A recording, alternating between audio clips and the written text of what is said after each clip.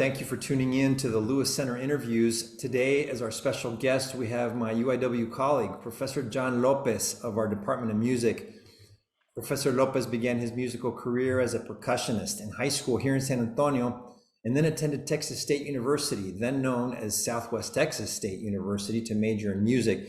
He received a Master of Music in Percussion and Performance and Composition in 1992 and began teaching music at Texas State shortly thereafter. He started teaching marching percussion, but then began developing courses that highlighted his passion for Latin music, which helped expand the course offerings and interest in Latin music at Texas State University. Starting with the creation of Salsa del Rio in 1995, the Latin music studies area grew to include Mariachi Nueva Generación, Mariachi Lince de Oro, and Orquesta del Rio. In 2003, he became a tenured associate professor of music, as well as the founder and coordinator of the Latin music studies area. Under his direction, the Salsa and Mariachi ensembles gained recognition throughout the state, as well as nationally and internationally. Most notably, Salsa del Rio won the prestigious Downbeat Music Award for Best Band of the Year in 2007, and Mariachi Nueva Generación had a record-setting 9 first-place wins at the Mariachi Vargas Extravaganza during his tenure. Mr. López was awarded full professor of music in 2018. In 2019, Professor López was nationally recognized by the American Association of Hispanics in Higher Education when he was awarded the William Aguilar Cultural Arts Award for his contributions to the advancement of the Hispanic culture in higher education. Along with award-winning ensembles, he also created innovative and progressive graduate degrees in salsa and mariachi performance, and most recently, a certified mariachi music education undergraduate degree. After 28 years of service at Texas State, Mr. López retired to pursue other avenues in Latin music education. In 2022, he worked as a part-time faculty member at San Antonio College, where he restarted Mariachi Estrellas del Álamo. And most recently, in 2023, he began teaching here at the University of the Incarnate Word and has established our newest ensemble, Mariachi Cardenal. John, thank you for joining UIW, and thank you for dedicating time to our interview today. Of course, Rafael. Thank you for having me. It's an honor and a privilege to be here. Thank you. You're welcome. To get our conversation started, I want to talk about your powerful family roots in music, John. You and I have discussed that before, personally in your office, and I find it so fascinating. Your mother and your father were both accomplished musicians and performers who form part of our San Antonio musical history. Let's start with your mother, Beatriz Llamas. Tell us a little bit about her, how she has impacted your musical journey, John. Well, more than anyone, she's been the biggest impact and influence and inspiration in my musical journey. You know, as the story goes along, and I'll tell the story, you know, my father actually, we lost my father when I was only 5 years old. So my mother is the one that you know, impacted me for my whole life more than anybody. And tragically, we lost my mother just this past May. She, less than a year ago. She passed away at the age of 86. And she was a force to reckon with, as a person, as a performer. You know, anybody who met her, I mean, she was she was a performer and a star in every way possible. Anytime she was in a room, the attention was on her. That's just the kind of aura she had. It's not anything that she, you know, thought about doing on a daily basis. Just was her personality. She was bigger than life. So her moniker was La Paloma del Norte. And even though we're in South Texas, it's called Norte because a lot of her roots were in norteño music or conjunto music. So she's La Paloma del Norte. Beatriz Llamas La Paloma del Norte. She came to the United States when she was 12 years old. She was born in 1936, so it was 1948 when she came to the United States. First, my grandfather, they settled in Edinburgh, and eventually moved to San Antonio, migrated to San Antonio. When she started in Edinburgh and all that, She did go to school. I mean, she was like a middle school student about that time, but quickly, her and my aunt experienced, like lots of people, lots of Hispanics did back in those days in the 50s, and especially when you were not born in the United States, you were a national citizen coming in. They experienced a lot of racism in the school and all that. So her time in schools here in the U.S. was pretty limited. I think she told me like a year and a half, 2 years at the most. Um, so then she started working to help my grandparents, make ends meet, doing whatever odd jobs. Her and my aunt, they were just a working family trying to make ends meet, just like lots of other ones. In that time, during those times when she worked, she started developing a passion for singing. And my grandmother was an amateur singer back in Mexico. So my grandmother started giving her tips, stage performance tips. Make sure you do this, where my grandmother would make all her dress and all that. And that started inspiring my mother in the early 50s to get out there and start singing and all that.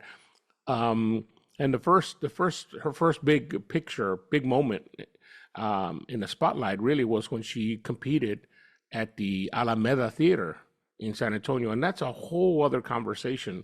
That I don't know if you brought anybody in, but that's a whole other conversation about the impact of the Alameda Theater on the Hispanic community in San Antonio. That's a huge, huge thing. But my mother and my father were part of that. Anyway, she competed at this whole competition. She didn't win first place. She got second place. However, a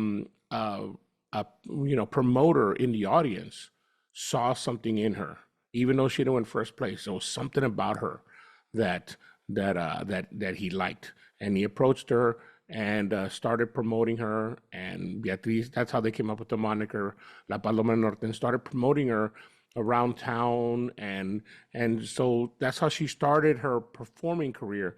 And then she started doing some recordings through this promoter, and that's really how she got started in the 50s.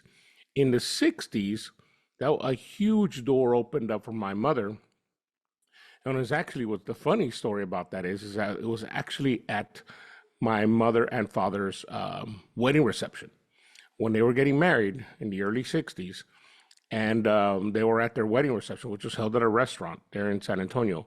Um, and it used to be called El Ranchito nightclub. It was a restaurant, but at night it had different parties and all that. Anyway, um, it was at that thing that being a performer, it's there. Lots of musicians were at the reception because they were all musicians.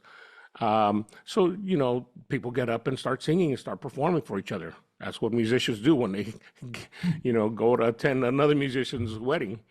And so inevitably, my mom got up and sang at the weddings. And in the audience at that wedding happened to be a very well-known conjunto artist named Paulino Bernal. Paulino Bernal and his group, um, Grupo de Paulino Bernal. That was a big thing. They did the orquesta kind of típica music at that time, and they were a big group. And they happened to be coming through. They stopped to meet up with a friend there. He heard her sing, and at the end of the reception, he went up and told my mom, "It's like I'm going down to record a record right now in Edinburgh, and I would like you to start singing with us. And so if you can come and record, but the thing is, you have to come tonight. Tonight you were recording tomorrow, so you have to come tonight." So my dad and my mom packed up, and drove that very night, so they can be in Edinburgh the next morning to record on this album. That's amazing, John. That scene, just El Ranchito nightclub. Yeah. What a moment. Like you say, well, yeah, that's just what musicians do when they get together and they get up and they sing. Yeah, right. But it's so special. A lot of people, they never get to experience that. And what a moment that just encapsulates you know the rich musical tradition of the area, and how alive and thriving it was and is today. La Paloma del Norte. I wish I would Yes. have had a chance to meet her. And you know, your father, you know, you lost him at a young age. But you know, and I have also spoken about him and his history. He had a very accomplished career, and you are in a sense carrying on his legacy and effort to preserve and continue pushing the development of mariachi music specifically. Tell us a little bit about your father. Okay, yeah, sure. So my father, both my parents are from Mexico. My mother was from Aguascalientes, and my father was from Monterrey. And the reason why he says he was from Monterrey is because that's where he spent most of his childhood in an orphanage in Monterrey called La Ciudad de los Niños. That was the name of the orphanage. And the orphanage was run by Padre Alvarez, priest Padre Alvarez. And Padre Alvarez wanted to give the orphans there in the orphanage, wanted to give them something, wanted to teach them something that they could use, something that they could do after they leave the orphanage.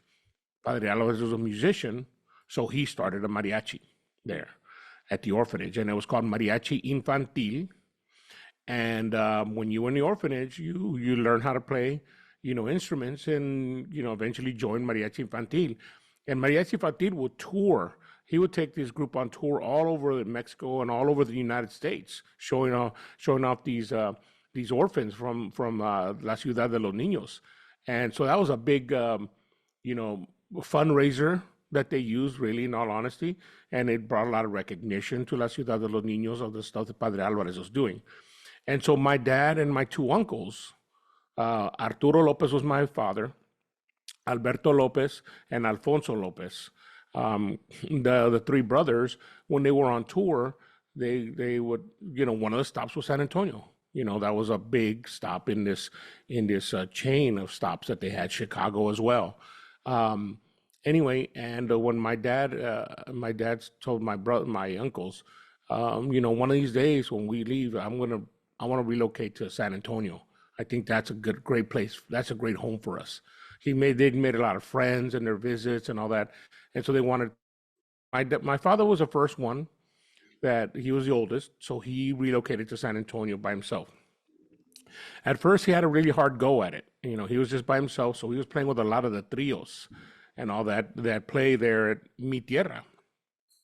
Back in those days, back when the Alameda was thriving, um, there was like a musician's like walking path.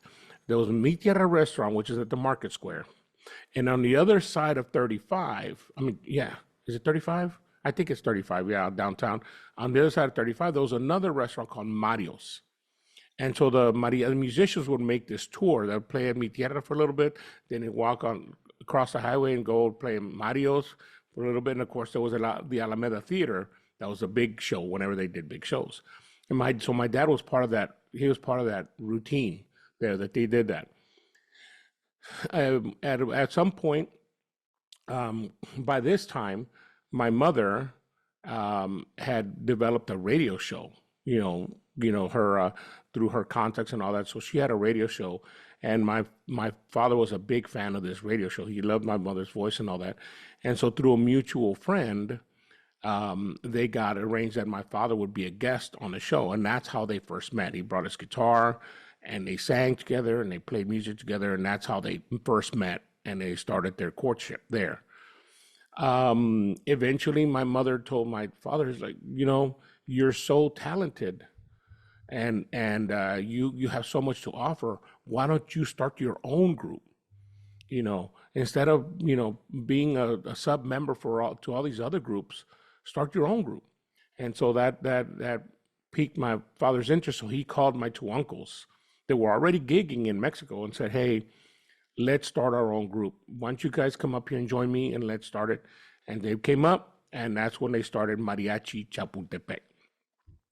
Mariachi Chapultepec in the early 60s quickly became the best mariachi in San Antonio. I mean, they were they did a lot of things that were unique to them at that time that nowadays seem like, oh yes, that's just the way mariachi is, but that's not the way mariachi was back then. One of the things that my father did with Mariachi Chapultepec that nobody had done is that he established a permanent membership. So this was Mariachi Chapultepec. These 7 people are Mariachi Chapultepec. I'm the music director, and these are 7 people, and we rehearse weekly. Now, even though that seems pretty standard now, especially in all the schools, that was not common back then. Basically, what mariachi was back then is all these trio and quartet musicians that did these gigs at Mi Tierra and Mario's. When somebody approached them and said, "Hey, I want a mariachi for a birthday," they would just team up. "Hey, can you come? Can you come? Can you come? Okay, yeah, I won't be there." And they'll just gather a bunch of trio musicians and they go do it as a mariachi.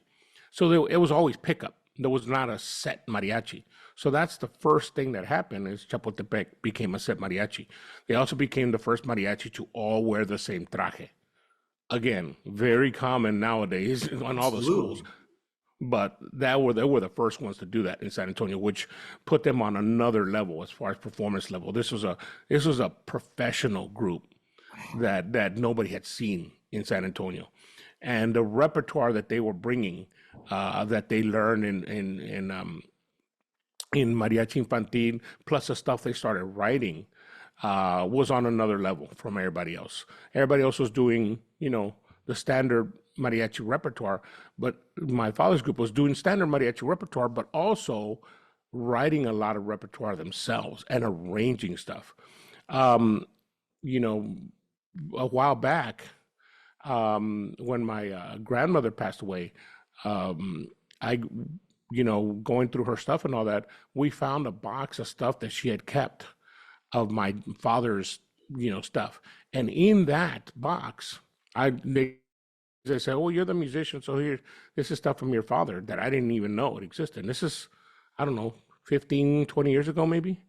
As I was going through the box, I found books and books and books of like music, what we call music theory, which is like the study of music, like what you do at a college, how you study music at a college, at a university, the classes I took as a university student. And my father and my uncles were taking classes and learning that. So they weren't just trying to be, a local mariachi that plays some songs. They were trying to take it to a whole other level that hadn't existed. And that was evident in their following, in their performances, and I mean they were on the road to be legends. They were the mariachi that Antonio Aguilar. Anytime Antonio Aguilar came through town, came and did his rodeo, Mariachi Chapultepec was a group he wanted to accompany them. They accompanied so many artists there at the Teatro Alameda. It's immense to even think about it. One unique anecdote that I like telling is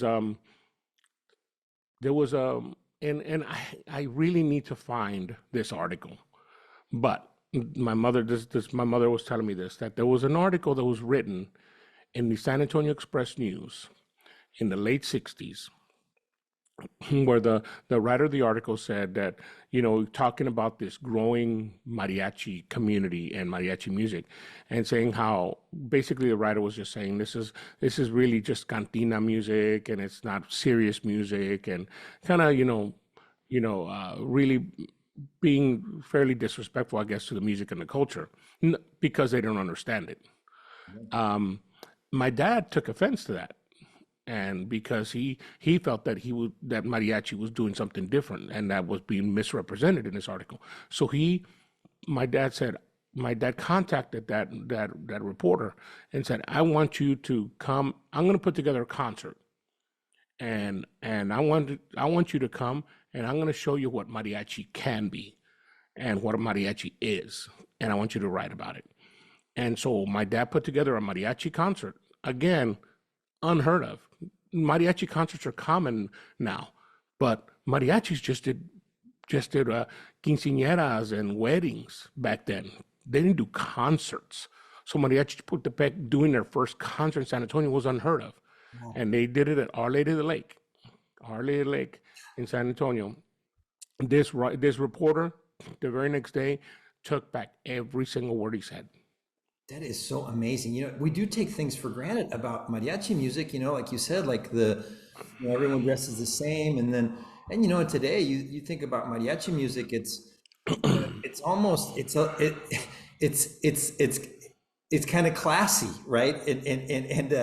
And you look at some of the venues where mariachis play and some of the Hmm. situations in which they play. You think about the mariachi in Mexico City at the Palacio de Bellas Artes, when they play Exactly. the ballet folklorico. I mean, this is an elegant, almost like a little bit highbrow, Right. and that's what, and of course that was an evolution to get it Hmm. to that point. Yeah, it's super fascinating. When the Lewis Center, John, we're renovating our space right now over at Founders Hall at the corner of Broadway and Hildebrand, and we're going to have a Uh-huh. terrific space here before too long, and we're going to have some nice places where we can display some artifacts, some documents, along with artwork and what you would expect. But gosh, it would be so great. The books, that you mentioned, where they're kind of the evidence of how your father studied the music. Yeah. This is like all like an academic, intellectual endeavor. It would be so great to display some of that and some pictures of yourself, your father, and of course the Paloma del Norte, your mother. So just thank you for sharing that with us. It's Of super interesting. course. You know, it Of course. it's ironic, John, that you started your music really kind of career as a percussionist, right? And Yeah. and spent much of your professional life focusing on mariachi music. But mariachi music doesn't really typically have drums as part of the instrumentation. But now that doesn't mean there's no percussion, but there's no drums. Hmm. So let's get a little bit technical. What are the instruments in mariachi instrumentation that drive the percussion of the music? So yeah, a couple of things on that. So in Latin America, when you get into Latin America, the the different countries and the different parts of Latin America, they all have a unique combination of three things: a European influence, obviously, um, there's an African influence, and then there's an indigenous influence. So what the music is from any given country really depends on which of those three, how those three balance out. And in a lot of people think that mariachi really is more of a, European and indigenous influence, and really has very little African influence, as opposed to, say, music from Cuba, that it has a very obvious African influence, Sure. and it also has European and indigenous, but the African influence is very big. But the truth of the matter is that there's the bits of African influence everywhere. Even though mariachi doesn't have percussionists in there, the percussion of mariachi is actually the folkloric dancers, the zapateadas that they do Yes. on the floors. Sure. That was the percussion of mariachi. Now, play with folklorico dancers all the time, but even in the mariachi ensemble, even in the ensemble itself, the vihuela. I always, anytime I'm with a sound person, like we're getting ready to do a sound check and all that, a lot of sound people that you run into, they might not know what a mariachi is supposed to sound like. They might not, but they've done tons of rock bands. Yeah. They've done rock bands forever. So I always go up to them because it's being a drummer and I've played in lots of different types of bands, including rock bands. I'm able to go and talk to them. I say, okay, so think about the vihuela as the snare drum of the drum set. That's the sound. That's the bite. That's the percussion bite that we want coming out of the vihuela mic. So EQ it that way. And on the guitarron, That's the bass drum of the drum set. So EQ it that way because that's where we want the percussive sounds. It's not they're not just playing their notes, the guitarrón notes and the vihuela chords. They're also providing the percussion foundation to the ensemble. So mariachi is not without percussion. It's just in a different way. Amazing. I love it. God, that, I kind of feel, I kind of consider myself, maybe nobody else thinks this, but as kind of someone who knows quite a bit about music. I've loved music all my life, listened to it, studied it and just myself, not formally, but so much to learn from you, John, who has really studied the music formally, lived the music, and carrying on the legacy of your parents, and you talked a little bit about the evolution of mariachi music. It's still an evolving form, right? And It is. tell us, what's happening, what's happening in mariachi music today? Is it alive and well in the music industry here in San Antonio? What's going on in mariachi music? So obviously, back in the 70s, and this is an American thing. So when we talk about mariachi, it's an interesting thing that we have to really acknowledge. Mariachi is a Mexican art form, just like jazz is an American art form. Mariachi is a Mexican art form. However, we cannot at all take out of the equation the impact that the United States, specifically mariachi musicians in the United States, had on mariachi, because the mariachi musicians in the United States are the ones that started putting it in schools. That didn't exist in Mexico. Mexico's actually just starting to do that, as opposed to the United States has been doing it, especially in Texas, since the early 70s. And they're down in the history books. Juan and Bel Ortiz, they're the ones that really started pushing for mariachi to get into the schools. In 1980 is when they first started their artist in residence program in SAISD, and that's when they started doing it at the high schools. But before then, in 1974 was the first collegiate mariachi ensemble at San Antonio College. And San Antonio College actually didn't even know that when I worked there last year. I'm the one that told them. I said, "Y'all know you have the very first collegiate mariachi. This mariachi was the first one. It wasn't called Mariachi Estrellas del Alamo back then." I asked some members that were in that group. I said, "So what did you call yourselves?" And they said, "Well, we just call ourselves Sac Mariachi." For lack of a better name, the Sac Mariachi. Anyway, so that started in 1974, and then in 1977. In 1974, it started at San Antonio College by Juan and Bel Ortiz.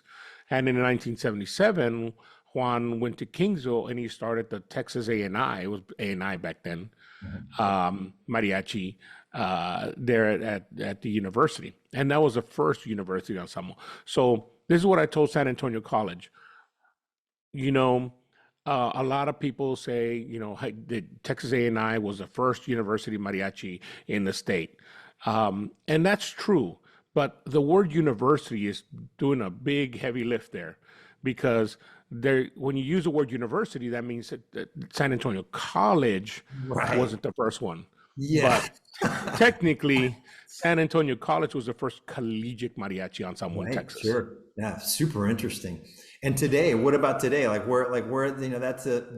has the evolution continued to today, and what mariachi music is how is it evolving, and what is its importance today, John? Yeah. So to bring it to today, the mariachi program at San Antonio College, and even a bigger deal, the mariachi program in Kingsville. I've spoken with Juan Ortiz several times about that. He said when they started the one in Kingsville, it was like lighting a match.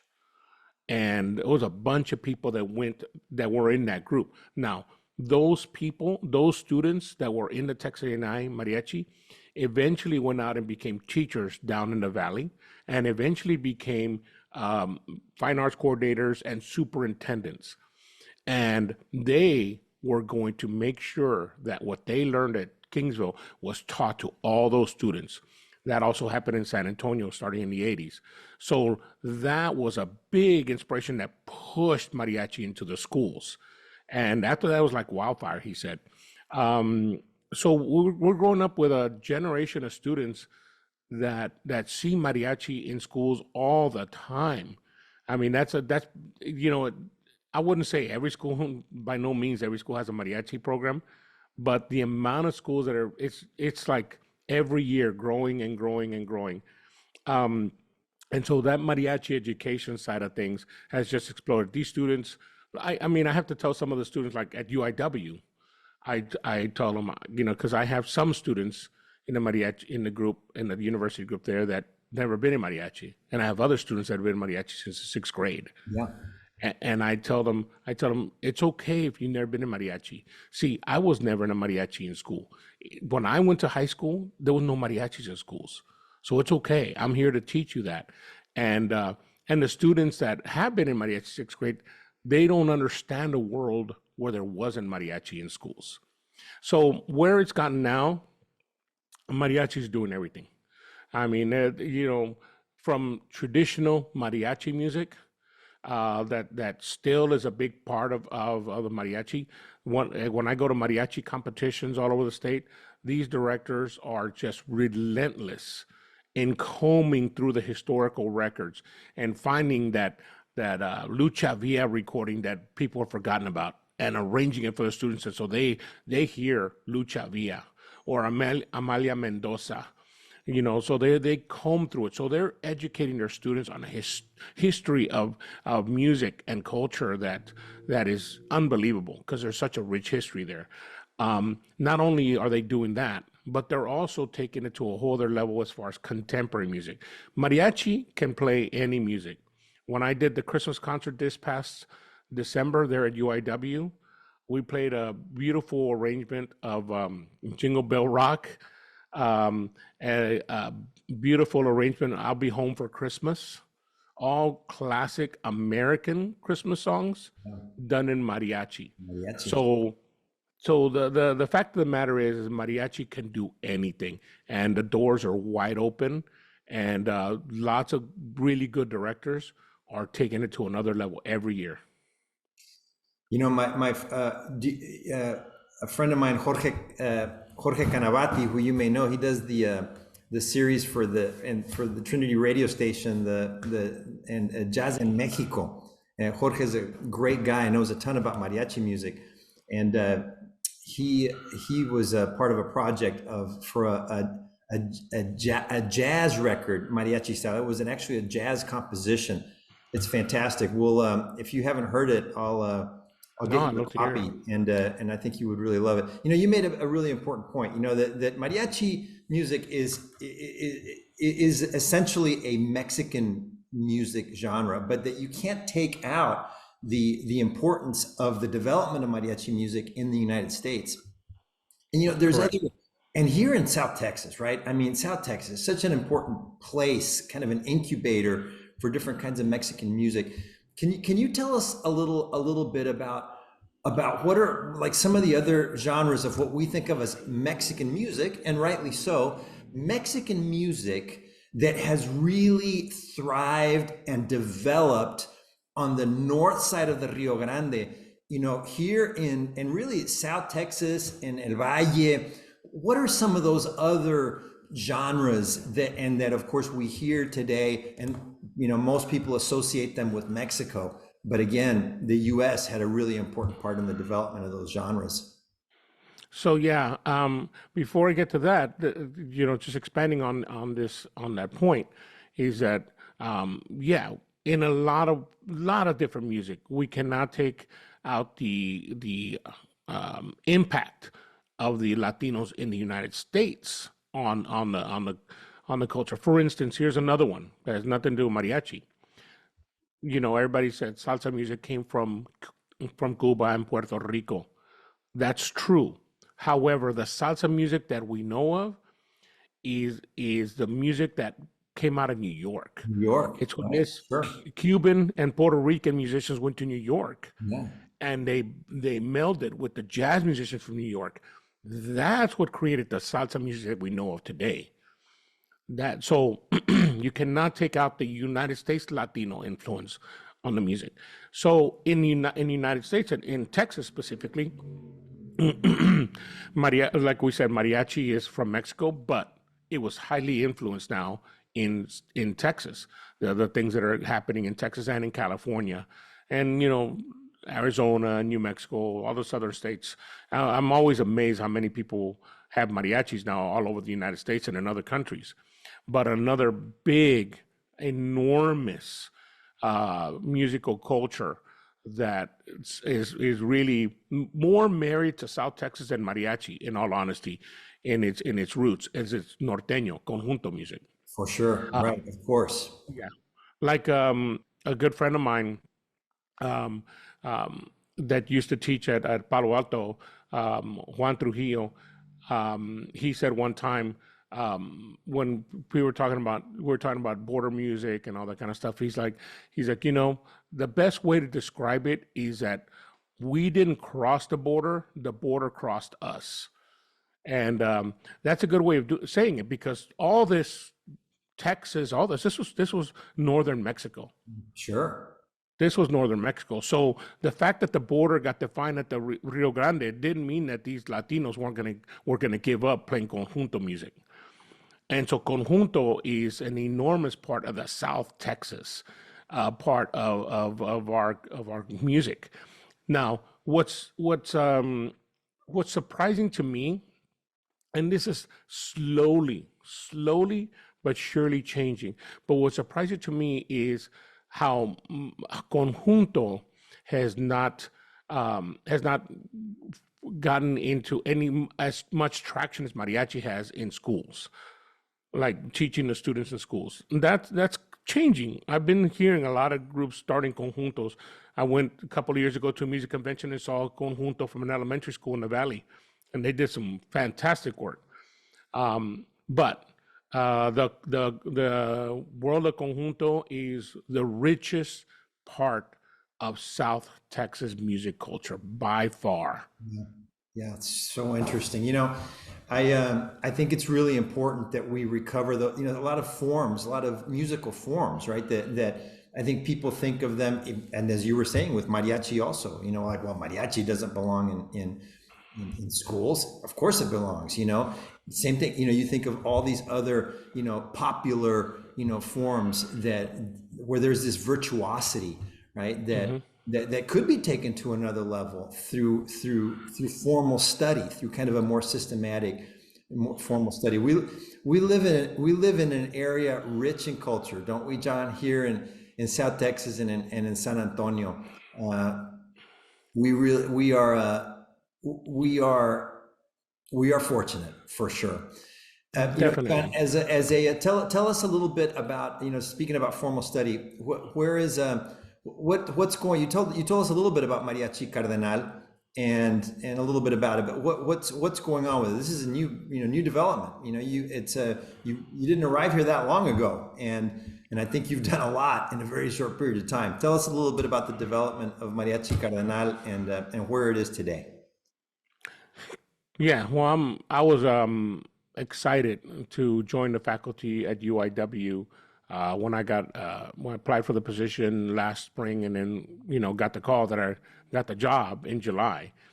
And I honestly, in a lot of ways, I don't know if the university or the Department of Music was really prepared for what mariachi could be and what could become. There was never been a mariachi at UIW. This is the first one.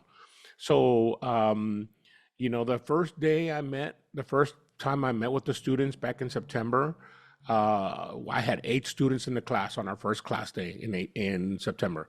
But by the end of the fall, I had 20 students. Oh, And now in mid spring, I'm up to 30 students. oh my Lord. We're already next year. We already put in a proposal to start a second mariachi there, so we can have 2 separate groups. So Mariachi Cardenal is going to become the premier performing and competing ensemble of the university, Okay, yeah. and Mariachi Lucero is going to become the training group for the students that want to start developing mariachi and all that. So next year, let me start with this past year. This past year, when I started the group in September, as we went along in the fall, we had our first concert on October 25th. So I had no idea what I was going to be able to do with the students. New territory, new students, and every university, there's a different vibe to the student body. You kind of have to get to know the vibe of the body. How, what buttons can I push on to push the group? How far can I push the group? Where do I have to take it easy? All these, there's so many things that you have to think about when you're starting a new group. But by October 25th, at our first concert, I said, okay, this group's special. This group can do something. So, there's the Mariachi Extravaganza Mariachi Festival goes on every December. It happens every December in San Antonio. It's put on by the Munoz Public Relations. Cynthia Munoz, a good friend of mine. And so I contacted her and I said, look, I just started the UIW Mariachi. I don't think we're ready to compete, and I wouldn't want to put my students out on that level yet because it's a young group, but I would like to showcase. I would like to put them on the stage and have them go through the whole thing just like they're competing, but make it a showcase so that that's something I can build on the next year. And to her credit, Cynthia said, that'd be fantastic. I'm all on support. I'm in support of anything that supports mariachi and higher education. And since she's from San Antonio, she said, I'm always supporting San Antonio higher education as well. So we went and did our showcase, and it was amazing. The students just blew that audience away. Nobody was expecting anything. I mean, they had no idea what to expect because they never even heard of Mariachi Cardenal. And we went out and made a splash on our very first performance. And so next year, Mariachi Cardenal will be actually competing, and we'll see how things go with that. John, congratulations. I am a witness, John. I am a witness to your vision becoming a reality very quickly, because it was, at the end of last year, before the October 25th concert, when you were just telling me about, what I want to do. I want to have two mariachis, and, we'll have one that's the Mariachi Cardenal, and then we'll have another one that's just for the beginners, and now you have it, Mariachi Lucero, Mariachi Cardenal. Congratulations. Yes. And now you've got a vision, and a vision that you're turning into reality. So that must make you feel great. And now, well, you had your concert on October 25th. Now you've got your next one coming up on May 1st, the May 1st. Mariachi. Remind us of the venue, that and the time, price of tickets, and give us a little preview of what we can expect to hear on May 1st, John. Yeah, sure. So tickets are free. It's free admission, and it's going to be there at the UIW Bannock Music Center, the Bannock Auditorium. I'm sorry, it's called Bannock Concert Hall. It's right there on the UIW campus, and it's going to be free, like I said. And they're also going to live stream it. So if somebody can't make it for whatever reason, it's going to be live streamed. And we're going to have a couple of visiting mariachis like we always do. I'm trying to bring in my friends, people, mariachi directors in San Antonio that I've known for many, many years. Now that I'm closer, not in San Marcos, so far away, I'm closer. I'm bringing them in. Let's share the stage. Come and play on the stage with us. So there'll be a couple of guest mariachis with us as well. As far as the Mariachi Cardenal performance, it's a big group right now. It's really, I could have carved it into two groups this semester, but obviously I didn't have the classes. It takes a while to create classes, so it's a big group. There's 30 people in the group, and so we're gonna fill the stage up. Very excited. One of the things that we're gonna do is we're gonna play actually in memory of my mother, because my mother passed last May. That's beautiful. So in her memory, we're gonna be doing a song, one of her songs, actually the one and only recording that my mom made with my father accompanying her, Maria Chapultepec. And that they did an arrangement of La Puerta Negra. And I asked one of my students, Delilah Valladares, She's a student there at UIW. I said, would you do me the honor of singing this song, my mom's song, at this concert? And she, of course, said yes, definitely. And so that's going to be a big deal. We're going to perform that, and then we're going to end the show with a again, mariachis can do anything. It's a classic norteño conjunto song called Un Rinconcito en el Cielo, which lots of people have heard that song, but we're going to do it in mariachi. So that's going to be another unique thing where mariachi can do anything. And then other classic songs, Son de la Negra that people have heard, El Herradero. So it's going to be a great show with a lot of variety, and the students are working hard. Amazing. We're coming back from spring break. We're really now, pedal to the metal to get ready for that concert. I can't wait to be there, John, and I'm going to help do a little bit of promotion through our social media and of course the Lewis Center's site, and the concert hall is, as you know it, it's a great venue, and there will be plenty of room for a pretty big audience. So John, thanks again for dedicating time out of your busy schedule to be with us today. It's really a pleasure to just for me personally to get to know you and to learn more about mariachi music and the history of the evolution of Mexican, Latino, Tejano music here in San Antonio, and really look forward to getting together with you again and to seeing you and our Mariachi Cardenal on May 1st here at our UIW concert hall. John, thanks so much. Have a terrific weekend, and we'll be in touch. You as well, Rafael. Thank you. You're welcome.